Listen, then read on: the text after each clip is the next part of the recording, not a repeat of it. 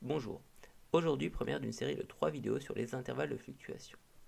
Alors, on commence par un petit exemple introductif où on considère les personnes du groupe sanguin O dans la population. Alors, on sait que dans la population française, il y a des statistiques qui disent que 42% de la population française est du groupe sanguin O. Ce qu'on va faire, c'est qu'on va tirer au sort un échantillon de 400 personnes dans la population française. Et bien, tout naturellement, en première approximation, on a envie de se dire, s'il y a 42% de la population française qui est du groupe sanguin O, je vais aussi avoir 42% de mon échantillon qui va être du groupe sanguin O. Autrement dit, je fais un petit produit en croix où mes 400 personnes correspondent à 100% et je me demande à combien de personnes correspondent 42% et j'obtiens 168 personnes du groupe O dans cet échantillon de 400 personnes. Donc ça c'est notre première idée, s'il y a 42% de la population française qui est du groupe sanguin O, je vais aussi avoir 42% de mon échantillon qui est du groupe sanguin O. Alors après, quand on réfléchit un peu plus, on se dit oui, mais en fait, ça tombera pas toujours sur 168 personnes. Je pourrais en avoir peut-être 167 ou 169, 166, 170. Ça, c'est un phénomène qu'on appelle la fluctuation d'échantillonnage. Donc quand on tire au sort un échantillon, on n'a pas toujours très exactement la même proportion que dans la population totale, et puis on n'a pas le même résultat a priori si on tire deux échantillons. Du coup, la question qu'on peut se poser, c'est jusqu'où est-ce que c'est raisonnable d'aller? C'est-à-dire, est-ce que par exemple, si dans mon échantillon de 400 personnes, j'ai 153 personnes du groupe O, est-ce que c'est quelque chose qui est possible ou est-ce que ça paraît vraiment beaucoup trop éloigné des 168? C'est ce qui va nous intéresser dans ce chapitre où on va justement essayer de quantifier l'écart qu'il est acceptable entre ce qu'on s'attend à trouver, c'est-à-dire les 42%, donc ici 168 personnes, et la proportion de personnes du groupe O, par exemple, qu'il va y avoir dans cet échantillon, effectivement.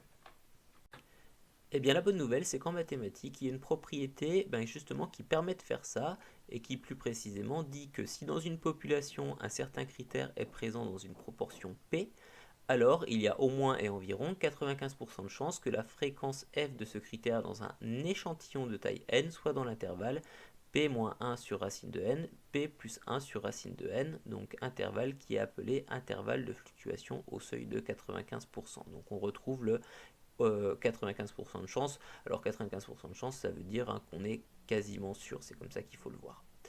Alors, je précise que dans cette propriété, P et F sont donnés sous forme décimale et non pas sous forme de pourcentage. Je précise également, parce que je ne l'ai pas dit au départ, que cette propriété est vraie uniquement si n est supérieur ou égal à 25, donc la taille de l'échantillon supérieure ou égale à 25, et si P est compris entre 0,2 et 0,8, donc la proportion de présence du critère dans la population de départ est comprise entre 0,2 et 0,8. On va préciser ça tout de suite.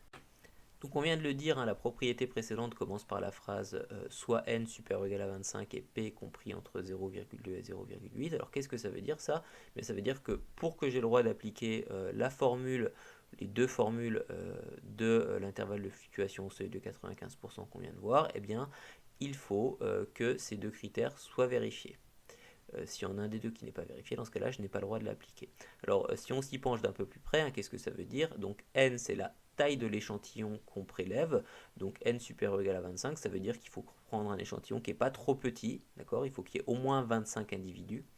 Et puis, P compris entre 0,2 et 0,8, donc la proportion de personnes vérifiant le critère dans la population de départ doit être entre 0,2 et 0,8, c'est-à-dire entre 20 et 80%. Autrement dit, ni trop grande, ni trop petite.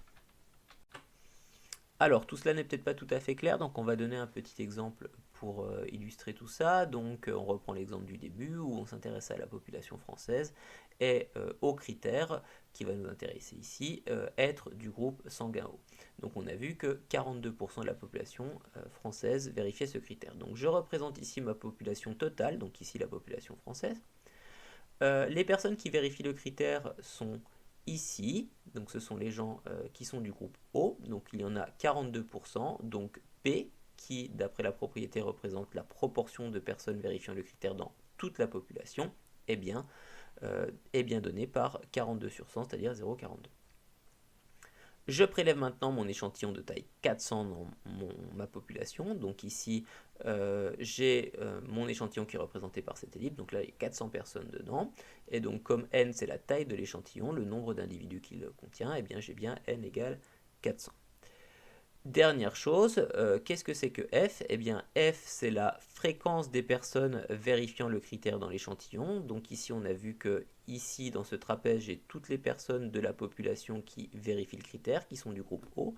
J'ai mon échantillon ici, donc ça veut dire que les personnes qui vérifient le critère dans l'échantillon sont ici, et donc f est leur fréquence. Alors en fait, c'est aussi une proportion, hein. On dit fréquence et on l'appelle f pour essayer de faire la distinction avec le p, mais concrètement, c'est aussi une proportion, c'est aussi la proportion de gens qui vérifient le critère, mais cette fois-ci dans l'échantillon et non pas dans la population totale.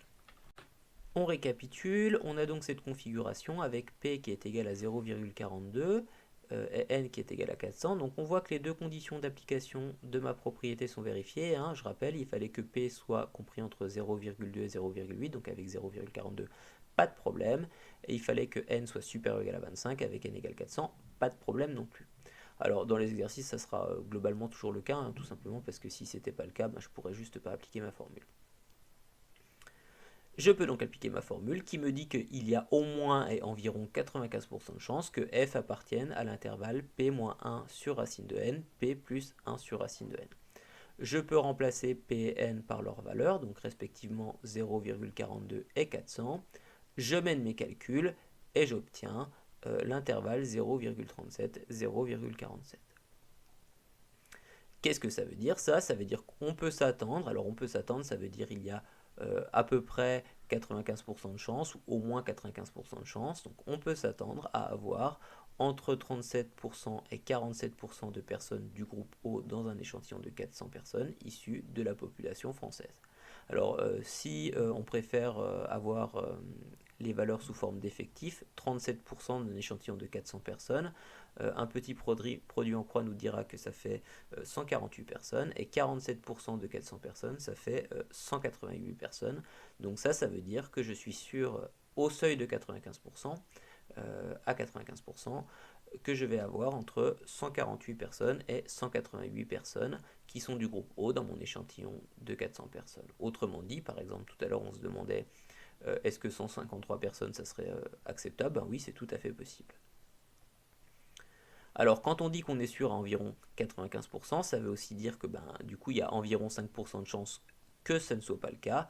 On dit alors que le risque d'erreur est de 5%. Donc qu'est-ce que ça veut dire ça? Ça veut dire que si je prends un échantillon tout à fait normal de 400 personnes de la population française, il y a quand même 5% de chance à peu près que je sois en dehors de mon intervalle, c'est-à-dire qu'il y ait soit moins de 37%, soit plus de 47% des personnes dans mon échantillon qui soient du groupe O.